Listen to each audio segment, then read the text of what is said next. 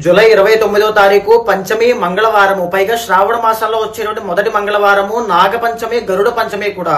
చాలా మందికి జాతకంలో కాలసర్ప దోషాలు, కుజ దోషాలు మూలకంగా సంతానం కలగదు, లేదా పెళ్లిళ్లు చాలా ఆలస్యం అవుతుంటాయి, marital లైఫ్ లో ఇబ్బందులు వస్తుంటాయి, భర్త మాట వినకపోవడం లేదా భార్య మాట వినకపోవడం ఇలాంటివన్నీ ఫేస్ చేస్తుంటారు. అలాంటి వాళ్ళు ఎవరైనా సరే మేజర్ గా సుబ్రహ్మణ్య స్వామి వారి యొక్క దర్శనం చేసుకున్నా, సుబ్రహ్మణ్య స్వామికి అభిషేకం చేయించినా, పూజ చేయించినా, హోమం చేయించినా విశేషమైన ఫలితాలు ఉంటాయి. ఇదే కాకుండా ఆడవాళ్లు తప్పకుండా ఇంట్లో శ్రావణ మంగళ గౌరీ వ్రతాన్ని ఆచరించండి. మాంగళ్య బలం పెరుగుతుంది, భర్త యొక్క ఆయుష్ పెరుగుతుంది. ఇంకా చెప్పాలంటే భర్తకి కెరీర్ లో మంచి విజయము, డబ్బు అనేటువంటి కీర్తి ప్రతిష్టలన్నీ కూడా పెరుగుతాయి.